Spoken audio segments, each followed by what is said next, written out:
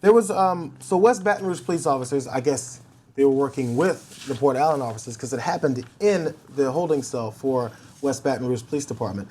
They're arguing with some video evidence that shows that they tased, beat, handcuffed, kind of ruthlessly worked and beat to kill eventually, and of course an unarmed 38-year-old black man by the name of Ervin Edwards. Now, originally the police officers in Port Allen were called to a disturbance at a gas station as Edwards and his girlfriend were arguing, I guess loudly enough for people to be alarmed. They show up, the argument has already calmed down. The cops get their arguments over. Yeah, they get down and they calm down. The girlfriend is even telling them everything is cool, right? Cops notice, oh, I see his BVDs. Remember those underwear? Yeah. I can see a little bit area of his top of his underwear. That his pants were sagging pants. Which is against the law. That's illegal in the state of Louisiana, or at least maybe in the city of Baton Rouge or Port Allen. It would be a city. City of Baton Rouge. City ordinance. Let's make sure against the law to have baggy pants. Yes.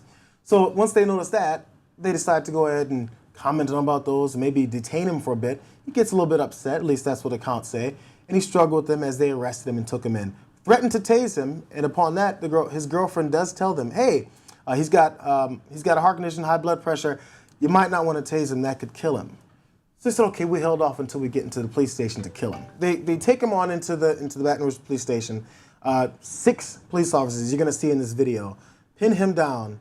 And the story goes that he tased him for 5 seconds. One particular officer tased him for 5 seconds. That's what he says. That's what the officer said. Officer Dustin McMillan, he's of Port Arthur Police. He said he used his stun gun for its full 5-second cycle, and then he reholstered it because it wasn't working. So usually when how police officers, once something isn't working on a big guy that they're trying to detain, they go, well, there's more. Go on. Yeah. I'm going to put my weapon back. Usually they put the weapon back to pull out the more lethal one. The video shows something very different from what I want you to remember the story as we watch this video. There was no sound to it, of course, because this is the surveillance video that was finally released. Count how many officers are in the room and see if you can see the suspect on the ground. 1, 2, 3, 4, 5, 6 cops, 7 cops with the cop in the doorway. Mm-hmm. So now let's remember, this guy was arrested for baggy pants. So he's not a criminal. He didn't do anything, but the state takes him into a cement cell and starts beating the shit out of him, and then they electrocute him. Look at the officer. We can see his arm. The big guy above is blocking everything right now. But the officer just above him, once he backs away, his arm this entire time is tasing. Tasing him. Right there. See that? Tasing him on his butt, his ass. He's just continuously tasing him. This hasn't stopped.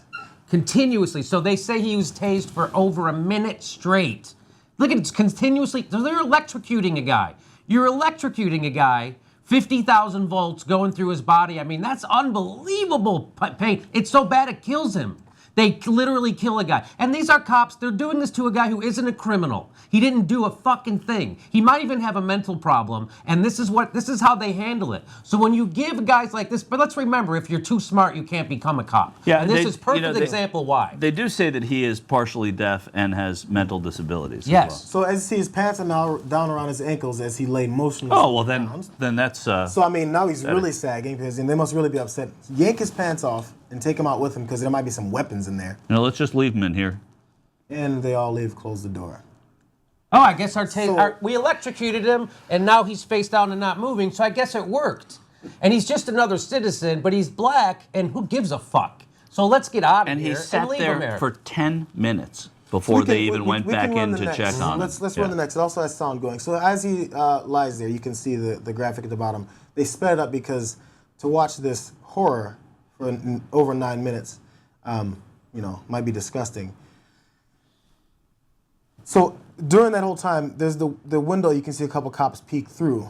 And finally they come in, and our largest officer wants to see if this dangerous criminal is going to do anything else. So he decides to, kick him in his foot, see if he's going to make a move before they...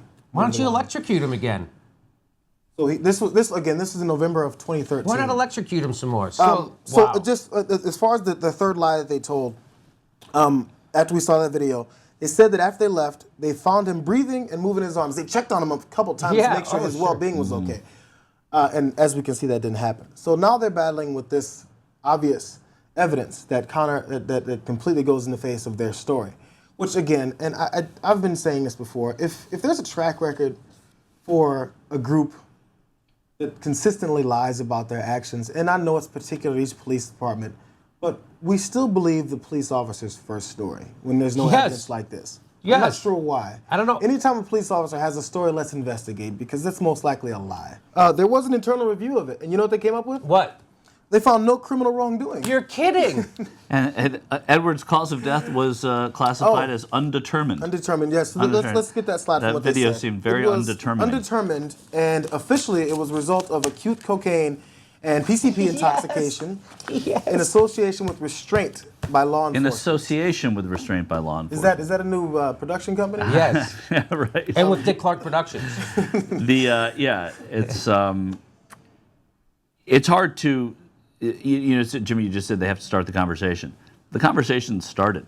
Okay, So, good. You know, and in no small part to what's gone on this show, but all across the country, people talking about it and protesting it and bringing this stuff to light, and the fact that you have body cams on police. I mean, that's the result. The sad necessity of it is the result of people having this conversation and being outraged at what they're seeing. And it doesn't mean it's going to stop, obviously, but I would imagine, you know, just knowing that this technology is part of policing or is becoming part of policing is going to, I mean, I'm always hopeful, is going to make a big difference. You know, when they've done pilot programs with body cams, the reports of police abuse go way down. I think in San Diego they went down 84%. So these things really, so it's not a panacea, right?